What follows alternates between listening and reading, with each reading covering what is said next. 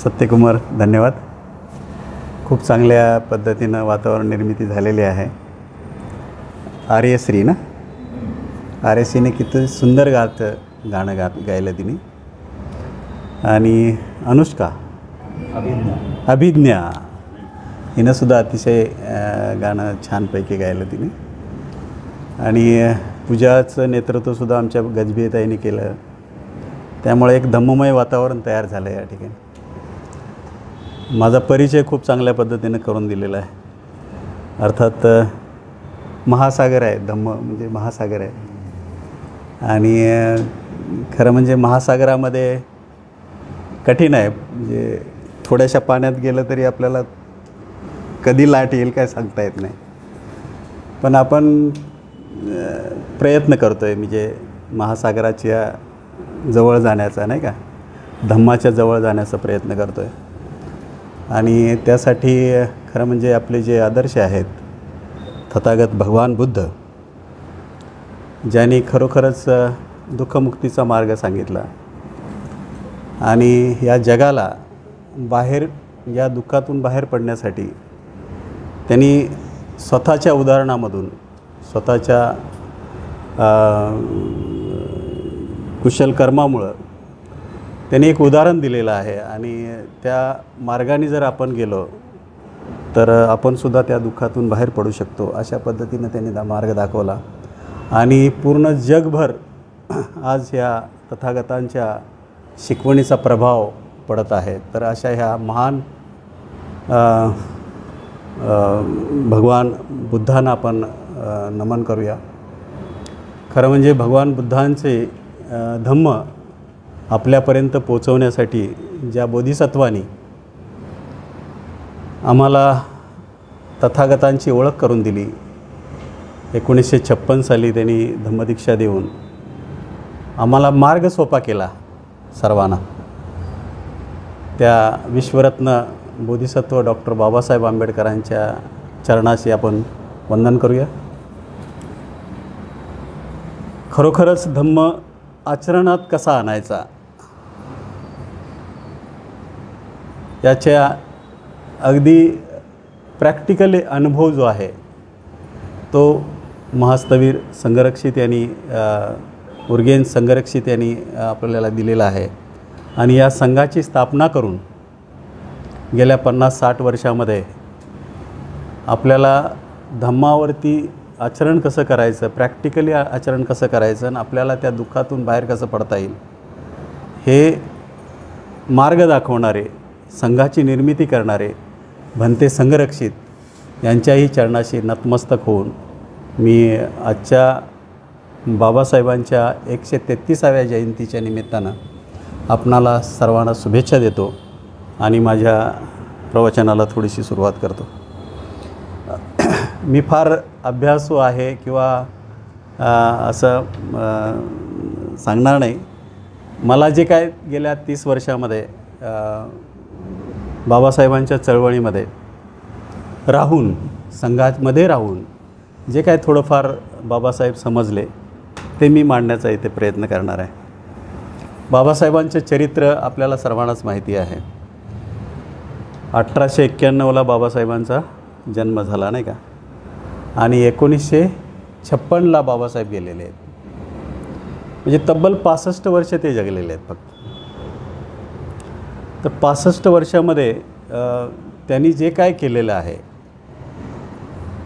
जे काय कर्तृत्व केलेलं आहे, खरं म्हणजे बाबासाहेबांचं संपूर्ण आयुष्य जे आहे ते अभावाचं आयुष्य आहे. म्हणजे वंचित घटकातून निर्माण झालेलं त्यांचं व्यक्तिमत्व आहे, नाही का. प्रत्येक लहानपणापासून आपण जे चरित्र वाचतो बाबासाहेबांचं, वेगवेगळे प्रसंग वाचतो, नाही का. शाळेत कसे वागवायला मिळालं आपल्याला, ते गाडीवाणाचा प्रसंग आपण ऐकतो, नाही. तर अक्षरशः त्यावेळची काय अवस्था होती, म्हणजे होती, ज्यांचं वय 60च्या पुढं आहे माझ्यासारखा, मी अनुभव घेतलेला आहे तो. म्हणजे अस्पृश्यतेचे चटके म्हणतो आपण खेड्यापाड्यातले, तर ते त्यावेळेला थोडेसे चटके कमी लागले असतील आम्हाला. पण माझ्या अगोदर ज्यांचं 100 वर्षापूर्वी, 150 वर्षापूर्वी त्यांना काय भोगावं लागलं असेल, नाही का. नरक यातना म्हणतो आपण बाबासाहेब. नरकातून सुटका झाली बाबासाहेब म्हणतात माझी. ह्या हिंदू धर्मातल्या अस्पृश्यतेच्या नरकातून सुटका झाली बाबासाहेब काय म्हणतात धर्मांतराच्या वेळेला.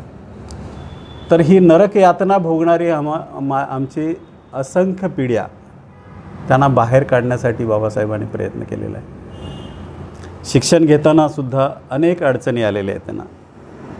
मग शालेय शिक्षण प्राथमिक असू द्या, पुढचं उच्च शिक्षण घेताना सुद्धा कशा पद्धतीनं अडचणी आल्या हे आपण नेहमी ऐकतो किंवा वाचतो, नाही का. तर ह्या अडचणीवर मात करून बाबासाहेबांचं खरं म्हणजे व्यक्तिमत्व वेगळ्या प्रकारचं आहे.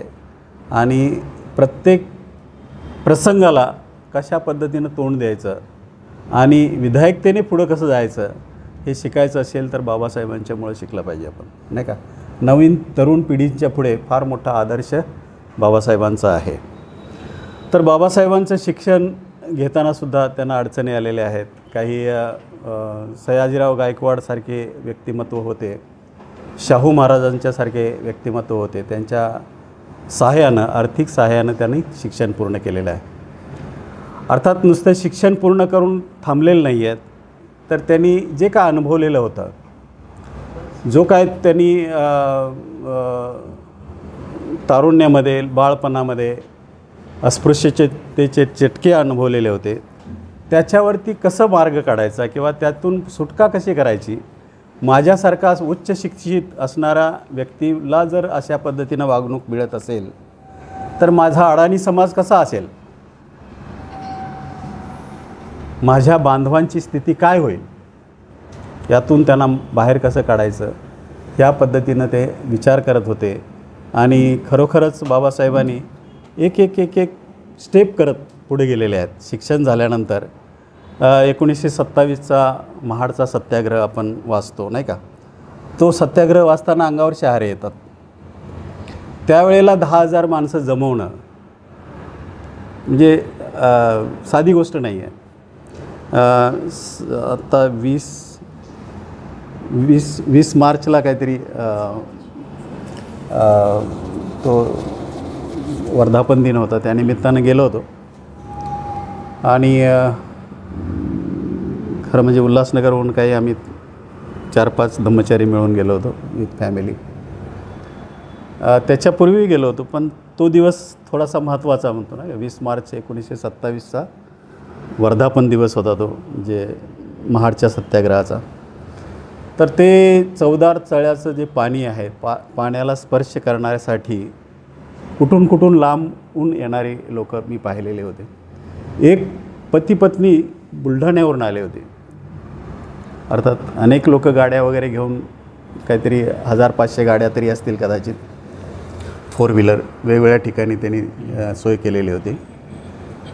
सांगायचा मुद्दा हाच आहे की त्या तळ्याच्या पाण्याच्या स्पर्शामुळंच आज जी जागृती, त्यावेळेला अडाणी लोकांच्यामध्ये जी जागृती बाबासाहेबांनी निर्माण केली, त्यांना एक स्वाभिमान म्हणूया आपण, एक सेल्फ रिस्पेक्ट, आम्हालाही जगायचा अधिकार आहे, आम्हालाही पाणी पिण्याचा अधिकार आहे.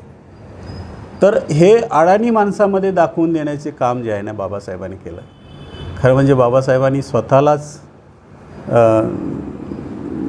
जाणून घ्यायचं होतं ते, की ह्या अडाणी माणसामध्ये सुद्धा काहीतरी आहे, क्षमता आहे, त्यांच्या स्वतःच्या हक्कासाठी लढण्याची क्षमता आहे.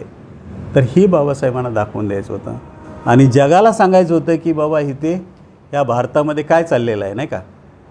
कुत्री मांजरं पाणी पितात, पण माणसासारखे असणाऱ्या माणसाला त्या ठिकाणी पाणी दिलं जात नाही.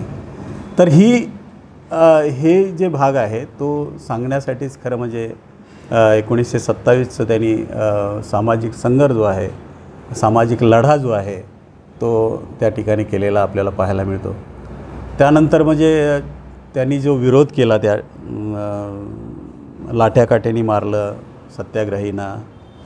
आणि विशेष म्हणजे ते सत्याग्रह केल्यानंतर त्या चवदार तळ्याचं पाणी अशुद्ध झालं. शुद्ध करण्यासाठी पंचगव्य, गाईचे 5 पदार्थ, शेण, त्यांचं ते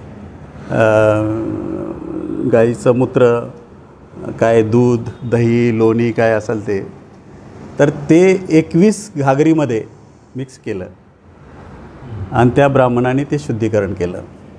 खरं म्हणजे बाबासाहेबांना फार मोठं ते जिव्हारी लागलं ते. आणि त्यावेळेला वाटलं की बाबा पुन्हा एकदा आपण हे केलं पाहिजे, सत्याग्रह केला पाहिजे. आणि डिसेंबरमध्ये पुन्हा एकदा ते 27 डिसेंबरला माझ्या ते 1927ला डिसेंबरमध्ये पुन्हा एकदा सत्याग्रह करतात. आणि त्यावेळेलासुद्धा ते खाजगी तलाव आहे असं काहीतरी सांगितलं जातं आणि तलावाला तिथे पाणी पिण्याचा सत्याग्रह करू दिला जात नाही. मात्र त्या ठिकाणी मनुस्मृतीचं दहन केलं जातं. तर अशा पद्धतीनं हा जो 27चा लढा जो आहे, महाडचा लढा जो आहे ते केला जातो. आणि माझ्या मते मनुस्मृती जाळल्यानंतर 1-2 दिवसानंतर ते तिथल्या लेणीला पाहण्यासाठी जातात. बाबासाहेब आणि त्यांचे काही सहकारी असतात. आणि त्यावेळेला खरं म्हणजे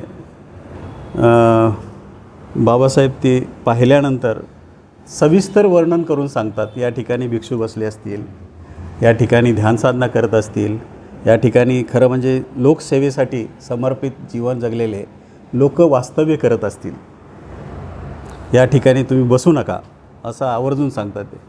तर अशा पद्धतीनं आपण वाचन केलेलं आहे, पाहिलेलं आहे नाही का काही गोष्टी. तर हे महाडचा सत्याग्रह झाल्यानंतर आपण त्यांनी मंदिर प्रवेशाचा सत्याग्रह केलेला आहे 1930 ते 1935पर्यंत. जवळजवळ 5 वर्ष तो सत्याग्रह झाला. 5 वर्ष सत्याग्रह चालू होता तो. पण मंदिरात प्रवेश मिळायला त्यांची मानसिकता तयार नव्हती उच्चवर्णीयांची. शेवटी आपल्याला तो एक त्यांची पालखी म्हणूया किंवा त्यांचं ते रामाचे काय म्हणतात मला माहीत नाही, पण ते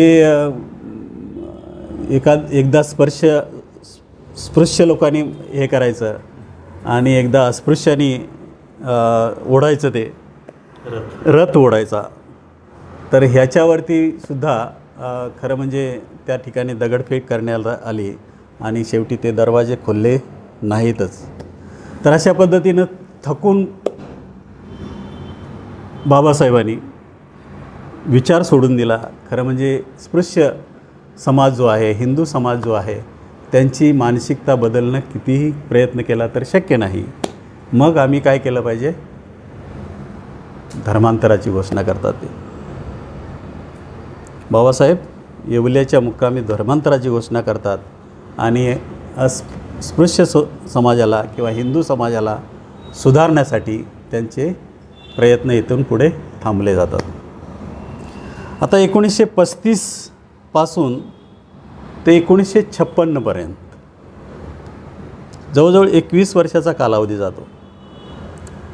त्यामध्ये खरं म्हणजे 1935च्या दरम्यानच त्यांची रमा पत्नी एक्सपायर होते. त्यानंतर काही वर्ष ते असेच राहतात एकटे.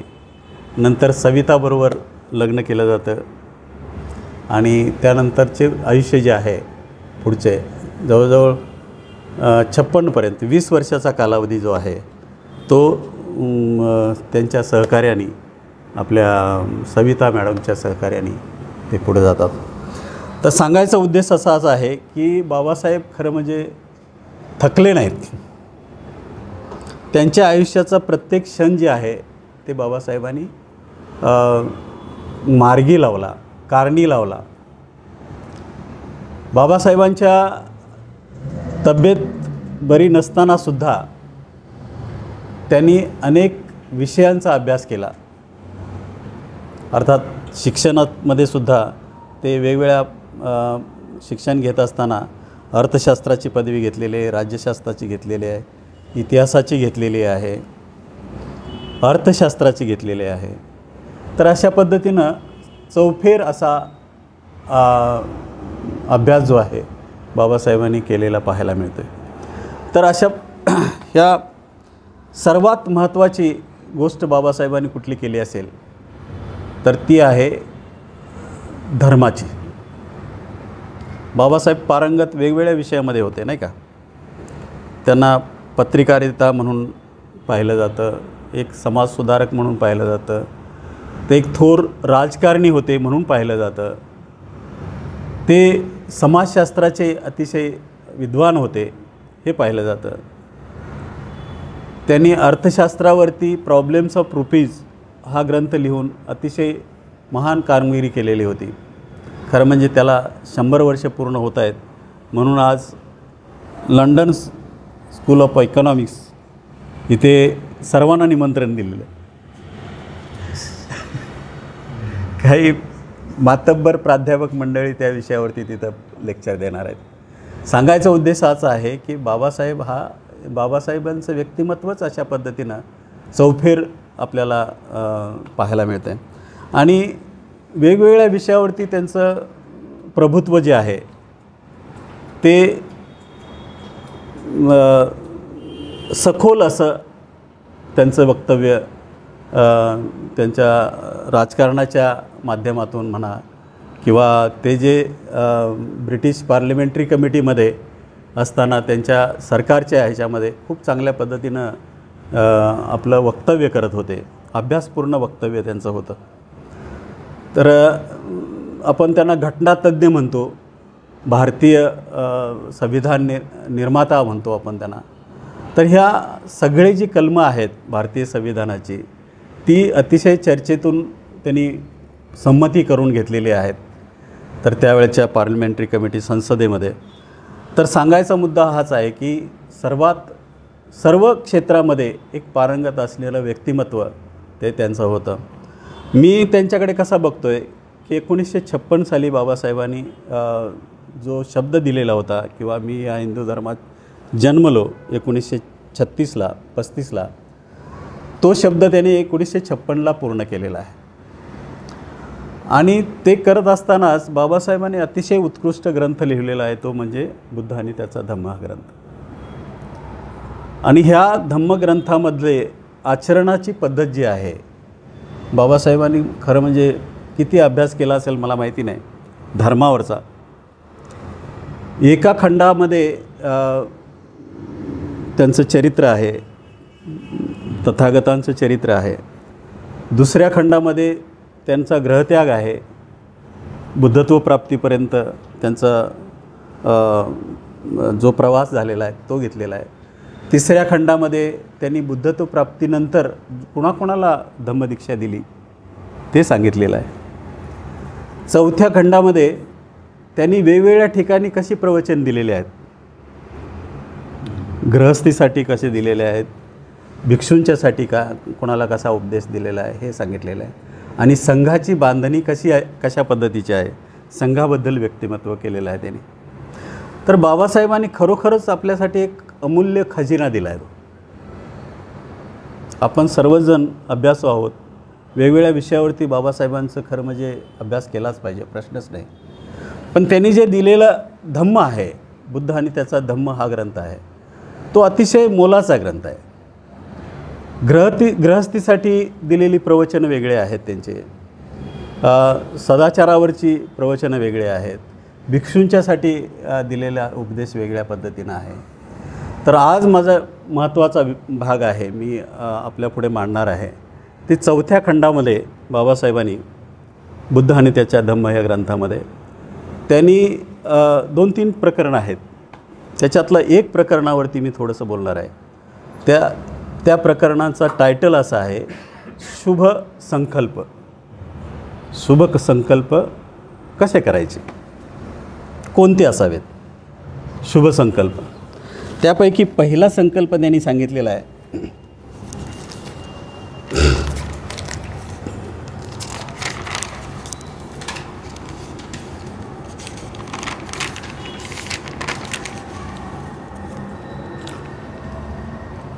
खरोखरच हे प्रकरण अतिशय महत्त्वाचे आहे असं वाटतं मला. कारण 1956 नंतर ह्या प्रकरणाचा अभ्यास करून जर आचरण करण्याची प्रक्रिया झाली असती तर आज जे समस्या आहेत समाजामध्ये, कुटुंबामध्ये, त्या समस्या खरं म्हणजे मिटल्या असते असं मला वाटतं आहे. कुटुंबामधल्या समस्या असतील, भावाभावामधल्या असतील, समाजामधल्या असतील, तर त्या नक्कीच मिटण्यासाठी मदत होऊ शकते. तर बाबासाहेब ह्या प्रकरणामध्ये काय म्हणतात बघा, शुभ संकल्प केले पाहिजेत. तर कशासाठी केलं, काय उद्देश आहे त्याचा? तर माणसाला सुखी व्हायचं असेल, आनंदी राहायचं असेल, मनुष्य सुखी व्हायचं असेल आणि आनंदी राहायचं असेल तर शुभ संकल्प केले पाहिजेत. आणि शुभ संकल्पाचा पहिला भाग त्यांनी सांगितलेला आहे, पहिला मुद्दा सांगितलेला आहे, आईवडिलांचा सांभाळ व पालनपोषण करणं. खरं म्हणजे आपण अनेक वेळेला हा ग्रंथ वाचलेला आहे. बौद्ध धर्माचे वेगवेगळे तत्त्वज्ञान आहेत आपल्याकडे. कार्यकारण भाव आहे, आर्याष्टांगिक मार्ग आहे, 6 सप्तबोधांग आहे, 6 पारमिता आहे. तर ह्या सगळ्या पारमिता ज्या आहेत किंवा सगळ्या गोष्टी आहेत आचरण करण्यासाठी बाबासाहेबांनी का सांगितलं असेल तर त्यांनी दुःखमुक्ती करायची होती. त्यांना माणसांना ह्या दुःखातून बाहेर पाडायचं होतं. तर हे शुभ संकल्प जे आहेत त्यांनी अजून एक सांगितलं की बाबा सुखाचं रहस्य काय. गृहस्थीसाठी प्रवचन आहेत बरं का, ती खरोखरच वाचली पाहिजेत आपण. तर मी आज हे शुभ संकल्प जे आहेत त्यावरतीच मी आज बोलणार आहे. आईवडिलांचा सांभाळ व पालनपोषण करणं हा पहिला संकल्प आहे म्हणे. गृहस्थी माणसांनी, तरुणांनी, जे कमवणारे असतील त्यांनी आईवडिलांचा सांभाळ का करायचा. आजच्या ह्या मुंबईसारख्या परिस्थितीमध्ये फार कठीण होऊन झालं आहे आईवडिलांचा सांभाळ करणं, नाही का. आपण अनेक उदाहरण बघतो. वयस्कर असणारे आईवडील त्यांना त्यांची सेवा करण्यासाठी फार कठीण परिस्थिती कधी निर्माण झालेली आपण पाहतो, नाही का. पण हे केलं पाहिजे म्हणतात, हा संकल्प केला पाहिजे की मी माझ्या आईवडिलांचा सांभाळ करेन. कारण त्यांनी मला मोठं केलेलं आहे, नाही का. लहानाचं मोठं केलेलं आहे, मला शिक्षण दिलेलं आहे, माझ्या पायावरती उभा राहण्यासाठी मदत केलेली आहे, योग्य वेळी माझं लग्न करून दिलेलं आहे. अर्थात ही तरुण मुलं आहेत ते आईवडिलांच्या वरती अवलंबून आहेत, नाही का. पण ही मोठी झाल्यानंतर त्यांनी कृतज्ञता व्यक्त केली पाहिजे आपल्या आईवडिलांच्याबद्दल.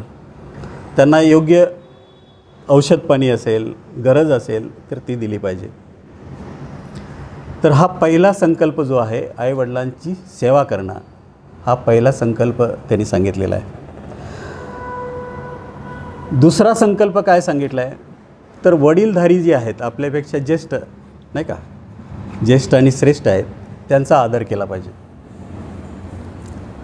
तर का करायचा तो आदर. कधी शिकलेली माणसं आहेत ना, ते म्हणतात मी जास्त पद प्रतिष्ठा म्हणूया पण मी जास्त शिकलेला आहे, मला काय आवश्यकता आहे, किंवा इतरांना कमी लेखण्याची प्रक्रिया असते.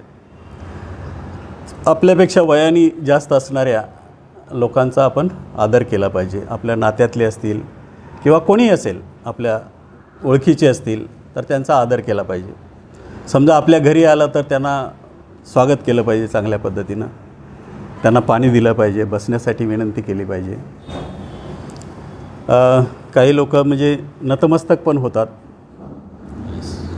तर हा आदर जो आहे तो आपण केला पाहिजे. याचं कारण असं आहे की त्यांच्याकडे अनुभवाची शेदुरी असते. काय असते? अनुभवाची शेदुरी असते. वेगवेगळ्या प्रसंगावरती ते कसे मात करतात, वेगवेगळ्या प्रसंगावरती त्यांनी अडचणीवरती कशा पद्धतीने ते सोडवलेले आहे. तर त्याचा तो अनुभव त्यांच्या पाठीशी असतो आणि तो अनुभव आपल्याला ऐकायला मिळाला, समजायला मिळाला तर आपल्याला आपल्या जीवनामध्ये त्या प्रसंगावरती, आपल्यावर ज्या वेळेला प्रसंग येईल तशा प्रसंगावरती आपल्याला मात करण्यासाठी मदत होऊ शकते. तर म्हणून आपण वरिष्ठाचा आदर केला पाहिजे, आपल्यापेक्षा श्रेष्ठ असलेल्या लोकांचा आदर केला पाहिजे. आध्यात्मिकदृष्ट्या जे आपण म्हणतो नाही का, धम्मचारी आहेत आपल्यामध्ये, काही GFRचे धम्मचारी आहेत, खरोखरच त्यांचा मोठा अनुभव आहे. आपण खूप चांगल्या पद्धतीने त्यांचा आदर करतो. आपल्या संघामध्ये खूप चांगली पद्धत आहे खरं म्हणजे. तर त्यांची सेवा केली पाहिजे, त्यांचा आदर केलं पाहिजे, त्यांच्याशी संवाद साधला पाहिजे, आपल्या अडचणी त्यांच्यासोबत शेअर केल्या पाहिजेत. ह्या गोष्टी जर केल्या तर कदाचित आपल्या अनुभवामध्ये भर पडण्याची शक्यता असते, नाही का. आपण वेगवेगळ्या अडचणीवरती कशा पद्धतीनं मात करू शकतो, त्याच्यावरती वरती कसा उठू शकतो हे आपण ते बघू शकतो. मला ह्याच्या अगोदरचं जे आईवडिलांचा सांभाळ आणि पालनपोषण याच्यावरती मला खूप चांगलं एक उदाहरण द्यावं असं वाटतं आहे. कुशलबल आपल्यामध्ये आहेत. तर कुशलबल हे माझे जुने मित्र आहेत, कारण मी पनवेलला काही दिवस ड्युटीवरती असताना आमचे संबंध त्यापासूनचे आहेत. तर ते कुशलबल जे आहेत त्यांचे आईवडील तर वारलेले आहेत, पण त्यांचे मोठे भाऊ जे आहेत ना ते आजारी आहेत. तर त्यांना खरं म्हणजे त्यांनी आत्ता जे शिबिर एक होतं, म्हणजे आता GFRचं शिबिर होतं, शून्यतेवरती काहीतरी होतं शिबिर, त्यासाठी बुक पण त्यांनी केलं होतं. पण त्यांनी ते बुकिंग केलेले पैसे जाऊ दे म्हणे आता, पण माझ्या भावाची सेवा करणं फार महत्त्वाचं आहे. रोज सकाळी घरापासून ते 2.5 ते 3 किलोमीटर चालत जातात खांदा कॉलनी. कदाचित आपल्याला सर्वांना माहिती असेल. वडील भाऊ म्हणजे त्यांचे मोठे भाऊ आहेत, ते वडिलांच्या जागी आहेत, ते पाहतात आणि त्यांची सगळी सेवा करून परत आपल्या घरी येतात. तर ही वडीलधारी किंवा आईवडिलांची सेवा म्हणतो नाही का, तर ही एक शारीरिक सेवा असेल कदाचित. त्यांना आर्थिक स्वरूपाची काय मदत पाहिजे असेल तर ते करू शकतो आपण. तर हे प्रॅक्टिकली उदाहरण आहे आपल्यापुढे. आणि समजा आपणच आपल्या आईवडिलांची सेवा आपण जर केली तर आपली मुलं पाहतील नाही का, अरे माझे आईवडील त्यांच्या आईवडिलांची सेवा करतात, मग आम्ही का करू नये. मला माझी आई 91 वयाची असताना वारली. ती बहीण माझी तिची सेवा करत होती, गावी असायची ती. आमच्याकडे यायला जमायचं नाही तिचं. मग बहीण एकदा असंच गावी गेलो मी, 15 ऑगस्टच्या सुट्टीमध्ये 2-3 सुट्ट्या होत्या आणि त्या लागून गावी गेलो. गावी गेल्यानंतर बहीण म्हणायला लागली की अन्न पाणी सोडलं आहे तिने, अन्न खात नाही म्हणे आता. म्हणलं ठीक आहे बाबा, आता मी काय परत जात नाही म्हणलं. मी तिथूनच अर्ज पाठवला, 1 महिन्याची सुट्टी वाढवली. मग माझी आई म्हणायला लागली की अरे बाबा, तू एवढे दिवस अगोदर कधीच राहिला नाहीस, ह्याच्यापूर्वी तू गावाला कधीच राहिला नाहीस माझ्यासमोर. आलास की 2 दिवसात आला की लगेच जायचंस. तू ह्या वेळेला मात्र सुट्टी काढून बसलायस, माझ्या मरायची वाट बघतोय का तू. तर तिला म्हणलं की नाही, मला तुझी सेवा करायची संधी मिळते ना, म्हणजे दुसरं काहीच उद्योग नाही, ड्युटीवर जायचा प्रश्न येत नाही, तिथंच तिची सेवा करायची, म्हणजे आंघोळ घालायची असेल तर तिला ते अवघडल्यासारखं वाटायचं. अरे तू एवढे दिवस कशा बायका पोरं सोडून कसे काय आलायस तू, मुंबईला तुझी बायका पोरं. तर मग मी माझ्या मिसेसला पण बोलवून घेतलं गावाला आणि दोघांनी आम्ही जवळजवळ 20 ते 22 दिवस त्या ठिकाणी तिची सेवा केली आणि नंतर ती एक्सपायर झाली. मला खरंच माझ्या आयुष्यामध्ये तो जो 1 महिना होता मिळालेला, तो मी इतक्या आनंदात घालवला. ते महिन्याची मला म्हणजे आयुष्यात मी कधीच अशा विसरू शकत नाहीत.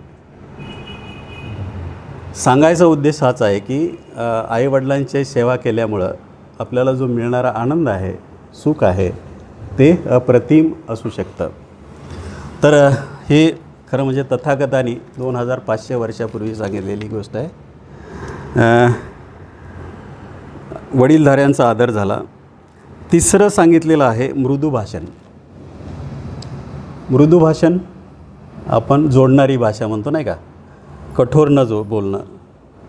हे जर केलं आपण कुटुंबामध्येच, एकमेकांना समजून घेऊन, पूर्णपणे ऐकून. सध्या ऐकण्याचा मूड खरं म्हणजे दिसत नाही कुटुंबामध्ये. एकाच फॅमिलीमध्ये घरात जर असतील 4 लोक तर मोबाईलमध्ये इतके व्यस्त असतात वेगवेगळ्या ठिकाणी, कम्युनिकेशनच थांबलेलं आहे ते. तर आमची वाणी जी आहे ती मधुर असली पाहिजे. आणि हा संवाद जो आहे कुटुंबामध्ये जर योग्य पद्धतीनं चालला तर कुटुंबातलं सौख्य आहे, कुटुंबातला आनंद आहे, कुटुंबातलं सुख आहे, ते खूप चांगल्या पद्धतीनं निर्माण होऊ शकतं. तर ही तिसरी गोष्ट सांगितलेली आहे, मृदू भाषा. चौथी गोष्ट काय सांगितलेली आहे, दुसऱ्याचे वाईट न करणे किंवा नुकसान न करणे. हा संकल्प आहे बरं का तथागतांनी सांगितलेला. इतरांना दुखापत न करणे म्हणूया किंवा कुणाचं नुकसान न करणे, ह्याचा आपण संकल्प केला पाहिजे. म्हणजे मुद्दाम होऊन कुणाला त्रास न देणं म्हणूया आपण त्याला. मग घरातल्या फॅमिली मेंबरला असू द्या, भावाचे असू द्या, जाऊबाईला असू द्या, की आणि कुणाला सासूबाईला असू द्या. काही ठिकाणी आपण उदाहरण बघतो नाही का, सूनबाई मुद्दामूनच सासूबाईला त्रास देण्यासारखी काय परिस्थिती निर्माण होऊ शकते, करते, किंवा सासूबाई सुनेला करू शकते नाही का. तर मुद्दामून त्रास दिला तर मात्र तुम्हाला अडचणींना तोंड द्यावं लागेल. कोणालाही दुसऱ्याला कसल्याही पद्धतीचा त्रास देऊ नये, अशा पद्धतीची किंवा नुकसान पोचू नये या पद्धतीनं आपण वागलं पाहिजे. पाचवी गोष्ट काय सांगितलेली आहे, स्वार्थापासून अलिप्त राहिलं पाहिजे. म्हणजे तृष्णेपासून म्हणूया किंवा अलिप्त राहिलं पाहिजे. त्यासाठी काय केलं पाहिजे, दोन गोष्टी सांगितल्या आहेत. पहिली गोष्ट सांगितलेली, दान भावना केली पाहिजे. दान, तर दानाचा भाग जो आहे ना, खरं म्हणजे धम्माची सुरुवात जी आहे ते दानापासून, पारमितेची सुरुवात दानापासून केलेली आहे. मग आपल्याकडे जे काय असेल उपलब्ध, मग वस्तुमात्राचं दान देऊ शकता तुम्ही, वेळेचं दान देऊ शकता, अवयवाचं दान देऊ शकता, रक्तदान देऊ शकता,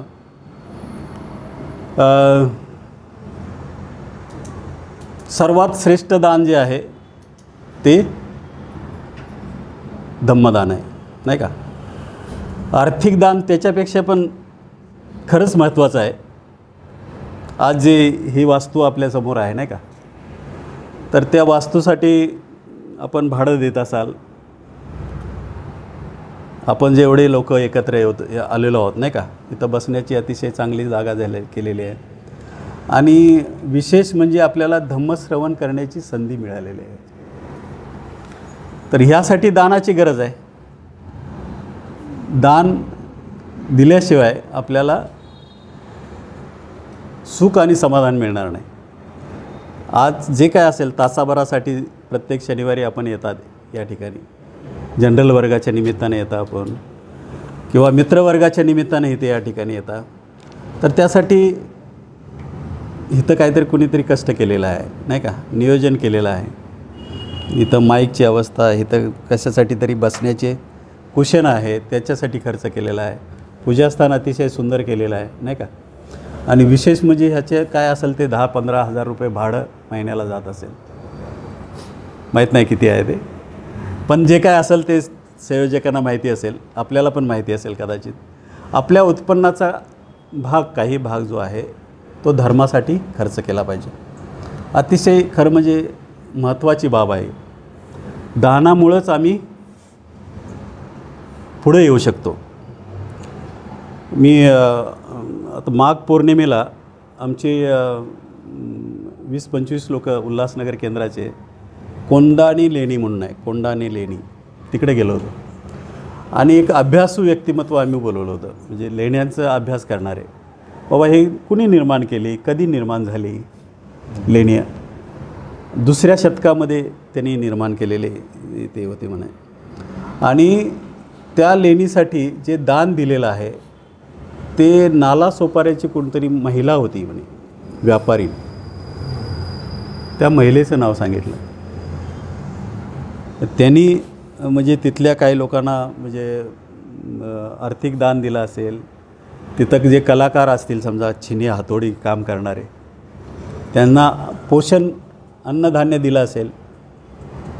तर यातून ही कलाकृती निर्माण झालेली आहे.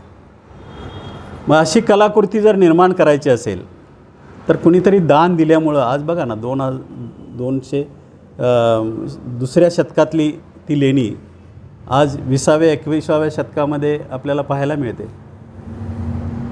कुणीतरी दान दिल्यामुळं, नाही का. तर हे सुद्धा आजचं नवी मुंबईचं केंद्र जे आहे ते मला खरोखरच खात्री वाटते की अशा पद्धतीनं जर नियोजन असेल तर स्वतःची इमारत होईल आपली भविष्यामध्ये, आणि अनेक दानी लोक जे आहेत ते पुढे येतील आणि त्या दानातूनच हे निर्माण होईल. तुम्हाला आश्चर्य वाटेल, सांगली केंद्राचे शिबिर केंद्र जे आहे ते शिबिर केंद्र कोणी फार मोठा दानी व्यक्ती, कारखानदार, भांडवलदार असं नाही आहे. आपल्याचपैकी 2-3 लोकांनी मिळून, खरं म्हणजे एकानीच जवळजवळ 20 लाख रुपये खर्च केले. धम्मचारी ज्ञानसेन जे आहेत, म्हणजे त्यांच्या कष्टाचे पैसे बरं का, घामाचे पैसे, कारण त्यातून त्यांना जो मिळालेला आनंद जो आहे तो द्विगुणित होता. म्हणजे अजूनही ते तो आनंद घेत आहेत, ते स्वतः तिथे मेंटेन करण्यासाठी किंवा राबत आहेत, त्यांचा वेळ देत आहेत आणि त्या दानातूनच खऱ्या अर्थाने ते सेंटर निर्माण झालेलं आहे. खरोखरच पाहण्यासाठी सारखं आहे. तुम्ही कधी आलात तर नक्की या. खरं म्हणजे 2 एकांतवास कुटीसुद्धा अतिशय सुंदर बांधलेले आहेत, 2 हॉल बांधलेले आहेत. त्यांचं बघून एक रिटायर झालेला शिक्षक, त्यांनी 4.5 लाख रुपये परवा मागच्या वर्षी दिले आणि जवळजवळ 25 ते 30 लोक राहतील अशा पद्धतीचा हॉल बांधला आम्ही.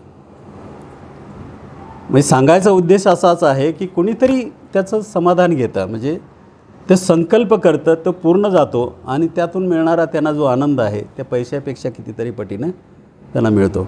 तर हा दानाची वृत्ती जी आहे, दानाचा संकल्प आम्ही केला पाहिजे, नियमित दिलं पाहिजे, एकाच वेळेला नाही.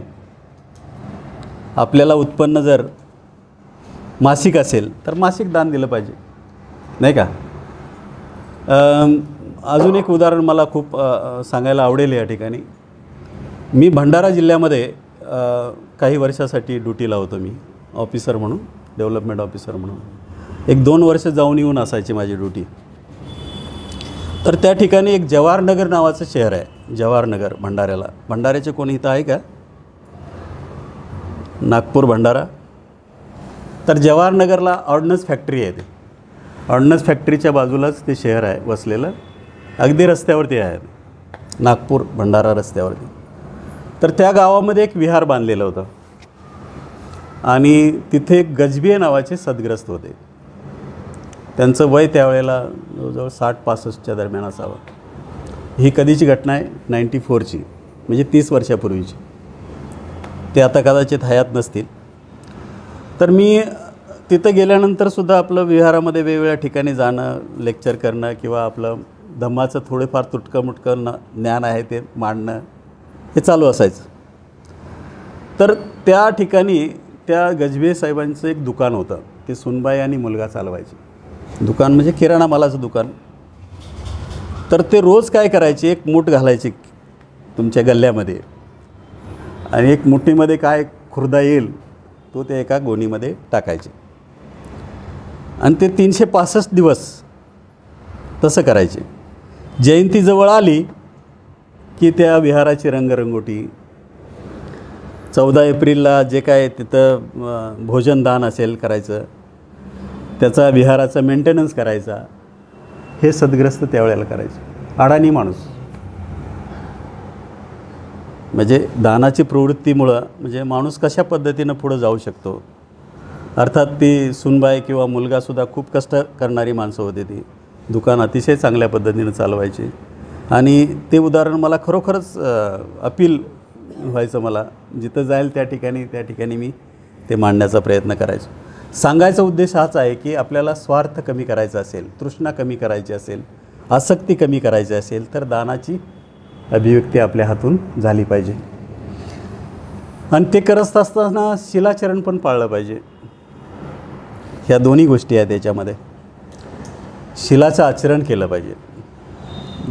नाहीतर शिलाचं आचरण न करता जर तुम्ही दान करायला लागले, कुठून तर लबाडून दुसरीकडे आणायचे आणि तिसरीकडे द्यायचं, तर ती खऱ्या अर्थाने तुम्हाला आनंद देणारं नसणार ते, नाही का. ही जी संपत्ती आहे ही धनसंपत्ती आहे, स्वतःच्या कष्टातून आली पाहिजे, मेहनतीची असली पाहिजे आणि ते देतानासुद्धा आनंद झाला पाहिजे त्याला. तर ही दानाची प्रवृत्ती जी आहे, दानाची आपली खरं म्हणजे अभिव्यक्ती आहे, आचरण जे आहे ते शीलाच्या आचरणामधून येते. मग मी कुणालाही त्रास न देता मिळवलेली संपत्ती आहे, ही चोरी न केलेली असणार आहे किंवा कुणाला लुबाडलेलं नाही, मी खोटं बोलून कुणाची संपत्ती घेतलेली नाही. तर हे आचरणाची अभिव्यक्तीसुद्धा तुमची या ठिकाणी झाली पाहिजे. आता 6वी गोष्ट काय सांगितलेलं आहे, आपल्याला मिळालेली जे काय मिळवलेलं आहे ते आपल्या कुटुंबात वाटून खाल्लं पाहिजे, ग्रहण केलं पाहिजे ना. त्यावेळेला खरं म्हणजे भिक्षूंना दिलेला संदेश आहे, उपदेश आहे. आणि समजा एका विहारामध्ये 10 भिक्षू राहत असतील, मग त्यातले 2-3 भिक्षाटनाला गेले असतील किंवा बाकीचे लोक इतर कामामध्ये असतील किंवा एखादा समजा लेणी बनवण्याचं काम चाललेलं आहे, ते एका 2-4 वर्षाचं नसेल ना, 10-20 वर्षाचं काम चाललेलं असेल ते. मग त्यातले काही लोक खाली गृहस्थी जिथं राहतात तिथं जात असतील भिक्षाटन करण्यासाठी. मग ते मिळवलेलं भिक्षाटन असेल तर ते भिक्षुसंघ काय करायचा, तो एकत्र बसून खायचे, ते ग्रहण करायचे, नाही का. मग आम्हीसुद्धा काय केलं पाहिजे, आम्ही आमच्या गृहस्थी जीवनामध्ये आम्ही जे मिळवलेलं आहे, मासिक पगार असेल समजा, मी एकटा काम करणार आहे, माझ्या जीवावरती किती लोक आहेत, 5 लोक राहत असतील, तर मी काय केलं पाहिजे, माझी संपत्ती किंवा मी जे मिळवलेलं धन आहे, माझा जो पगार असेल तो सर्वांच्या कामी आला पाहिजे. मुलांच्या शिक्षणासाठी असेल, मुलींच्या लग्नासाठी उपयोगाला आला असेल, माझ्या निदान परिवारासाठी तरी निदान मी तिचा उपयोग केला पाहिजे. माझे नातेवाईक अडचणीत असतील तर त्याला थोडीफार मदत करता आली तर बघितलं पाहिजे. तर ही संवेदनशीलता जी आहे ती आम्ही निर्माण केली पाहिजे. ह्याच्यासाठी यांनी मिळकत आपसात वाटून ग्रहण करावी असं सांगितलेलं आहे. आणि शेवटी 7वा भाग जो सांगितलेला आहे, जीवनभर शांत राहावे. आयुष्यभर काय करावं, शांत राहावं. क्रोध उत्पन्न झाला तर त्यास शांत करावं. खरं म्हणजे अतिशय सोप्या भाषेमध्ये हा धम्म सांगितलेला आहे. बाबासाहेबांनी खरं किती मेहनत केली असेल मला माहीत नाही.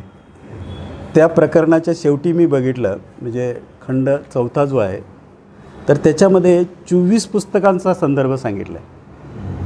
बुद्ध आणि त्याचा धम्म या ग्रंथामध्ये मराठी पुस्तकामध्ये नसेल कदाचित, पण हिंदीचं जे आहे, हिंदी आवृत्ती धर्मानंद यांचं आहे, आनंद कौशल्य आहे.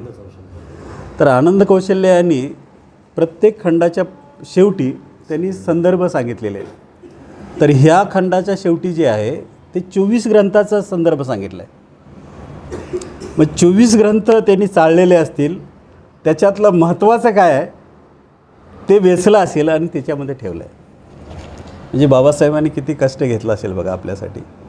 तर हे नुसतं वाचलं पण नाही पाहिजे, ऐकलं पण नाही पाहिजे, तर चिंतन पण केलं पाहिजे आणि आचरण पण केलं पाहिजे. तर आपण काय करतो त्यासाठी, क्रोध कमी करायचा असेल तर ध्यान भावना करतो, नाही का. प्रॅक्टिकली आपण आनापानसती किंवा मैत्री भावना करतो, नाही का.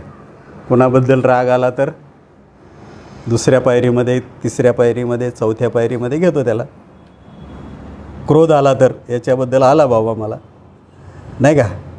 लगेच आला तर प्रतिक्रिया केली तर झालं, मग हा पण 2 बोलणार आणि तो पण 2 बोलणार. तर आपल्याला काय करायचं आहे, शांत करायचं, त्या क्रोधाला शांत करायचं आहे. मग द्वेष आलेला आपल्याला समजला पाहिजे, नाही का. मग त्यासाठी आपल्याला जाणीव झाली पाहिजे की अरे मला आता ह्या व्यक्तीबद्दल मला राग येण्याची शक्यता आहे, येत आहे, मी कसा कंट्रोल केला पाहिजे समोर आला तर, नाही का. ही अवघड गोष्ट आहे जरा कधी कधी पण ती सोपी करण्यासाठी आपल्याला पद्धत सांगितलेली, नाही का. मैत्री भावना सांगितलेली, आपण निदान त्याला टाळू शकतो, नाही का. आपण विधायकपणे बोलू शकतो आपण, कारण आपल्याला त्याचा स्वभाव आवडत नाही म्हणूया आपण. एखादा खोटं बोलणारा व्यक्ती समोर आला तुमच्या, तर तुम्ही काय करणार? खोटारडा आहे. एखादा रागाचा माणूस आला समोर तुमच्या, तुम्हाला डायरेक्ट शिव्या दिल्या, देतच आला तुम्हाला, तुम्ही काय गप्प बसणार आहे का? तर खरं म्हणजे बाबासाहेबांचं उदाहरण आपण घेतो नाही का. बाबासाहेब म्हणत होते की माझ्याबद्दल खरं म्हणजे द्वेष करणारे जगात कोणीही नसेल म्हणे. माझा द्वेष करणारे ह्या भारतामधले लोक जे आहेत. बुद्धांच्याबद्दल पण प्रसंग आपण अनेक ऐकतो नाही का. शिव्या देणारा एखादा ब्राह्मण असेल तरीसुद्धा ते टाळायचे ते. म्हणजे ह्या क्रोधावरती शांत होण्याचा मार्ग जो आहे तो आम्ही स्वीकारला पाहिजे. त्यासाठी मैत्री भावनेचं ध्यान रोज केलं पाहिजे. आनापानसतीचं पण केलं पाहिजे. आणि मला खात्री आहे इथं शिकवलं जाते जनरल वर्गामध्ये. तर अशा पद्धतीनं हे जर आपण केलं, 7 संकल्प आपण जर आचरणात आणले तर आपणास सुख आणि शांती मिळू शकते. तर मी आता जास्त बोलणार नाही. एक रमाईचं प्रसंग सांगतो या ठिकाणी. दुसऱ्या गोलमेज परिषदेमध्ये बाबासाहेबांनी बरेच हक्क आपल्याला मिळवलेले आणि भाऊच्या धक्क्यावरती बाबासाहेबांचं आगमन झाल्यानंतर तिथे एक सत्काराची सभा झाली. तुम्ही वाचला असेल कदाचित हा प्रसंग. त्या सत्काराच्या सभेला बरीच मंडळी, अस्पृश्य मंडळी होती आणि रमाई शाहू महाराजांचा पटका नेसून आली होती आणि अगदी शेवटी बसली होती ती. मग बाबासाहेबांच्या आजूबाजूला होते सहस्त्रबुद्धे, बोले आणि कोण कोण त्यांचे सहकारी अस्पृश्य समाजातले भाऊसाहेब वगैरे वगैरे. 32चा प्रसंग आहे बरं का. दुसरी गोलमेज परिषद राऊंड टेबल कॉन्फरन्समधून आल्यानंतर पहिल्यांदाच त्यांचा सत्कार केला जातो. सगळ्यांची भाषणं जातात. सगळ्यांची भाषणं झाल्यानंतर सहस्त्रबुद्धे म्हणतात की पाठीमागे रमाई पण बसलेले आहे, तिनं पण 2 शब्द बोलले पाहिजे. आणि ते बोलताना फक्त 2च प्रश्नांची उत्तर द्या म्हणे रमाईला सांगतात. पहिला प्रश्न म्हणजे तुम्ही बाबासाहेबांच्या चेहऱ्याकडे आता एवढा 1-1.5-2 तास झालं बघतोय, त्यांच्याकडे चेहऱ्याकडेच बघत नव्हत्या त्या. तुम्ही चेहऱ्याकडे का बघत नव्हत्या? आणि दुसरा प्रश्न आहे, तुम्ही सर्वात अर्थात मी तुम्हाला सर्वात शेवटी सांगितलं आणि ते उठवायला सांगितलं म्हणे. सर्वात शेवटी का तुम्ही उठलात मी सांगितल्यावर? 2 प्रश्नांची उत्तर द्या म्हणे फक्त. मग ते येतात. मला काय बोलता येत नाही म्हणे, मी काय भाषण देता येत नाही मला, पण हे सहस्त्रबुद्धे आहेत, बाबासाहेबांचे सहकारी आहेत, त्यांनी मला आग्रह केला म्हणून मी बोलते म्हणे. म्हणे की बाबासाहेबांच्या चेहऱ्याकडं न बघण्याचा माझा उद्देश असा होता, त्यांच्या पायाकडेच बघावं असं वाटत होतं. त्याचं कारण असं आहे की बाबासाहेबांनी 7 कोटी जनतेचा उद्धार करण्यासाठी कंकण हातात बांधलेला आहे म्हणे. त्या कंकणाला माझी नजर लागू नये म्हणून मी त्यांच्या पायाकडे पाहते. आणि दुसरा प्रश्न म्हणे की सर्वात शेवटी मी माझं बोलण्याचं धाडस मी का करते? तर मी बाबासाहेब माझेच आहेत, लांबून लांबून लोक आलेले आहेत नाही का, तर त्यांना पहिलं प्राधान्य दिलं पाहिजे म्हणून मी शेवटी बोलले. तर ते खरं म्हणजे 7 कोटी जनतेचे उद्धार करणारे बाबासाहेब आहेत, आपल्या सर्वांचे बाबासाहेब आहेत. तर हे नजर लागू नये म्हणून मी त्यांच्या चेहऱ्याकडे नाही पाहिलं किंवा त्यांच्याकडे. म्हणजे बाबासाहेबांना साथ देणारी सुद्धा रमाई होती, म्हणून बाबासाहेब खरं म्हणजे महान झाले. आणि खरोखरच आपण जर ह्या 7 संकल्प बाबासाहेबांच्या जयंतीच्या निमित्तानं आपण केलेत, आचरण केलं त्याचं प्रत्यक्ष, नाही का. तर पहिला काय सांगितलं मी संकल्प? आईवडिलांची सेवा. दुसरा संकल्प वरिष्ठांचा आदर करणं, नाही का. तिसरा मृदू भाषा, जोडणारी भाषा वापरणे. चौथा हां, इतरांचं नुकसान नाही करायचं, नाही का. पाचवा हां, दान आणि शीलाचं आचरण करायचं. सहावा आपल्याला जे मिळाले आहे त्याला वाटून घ्यायचं, वाटून खायचं, नाही का. आणि सातवा शेवटचा क्रोध आणि क्रोधाला शांत करायचं. खरं म्हणजे हे बाबासाहेबांचं बुद्ध आणि त्याच्या धम्मग्रंथातलं हा संकल्प जर आपण पुढच्या वर्षापर्यंत केला, नाही का, तर आपल्याला सुख आणि आनंद मिळाल्याशिवाय राहणार नाही. एवढंच या ठिकाणी बोलतो. धन्यवाद. आपण ऐकून घेतल्याबद्दल पुन्हा एकदा धन्यवाद. थँक्यू.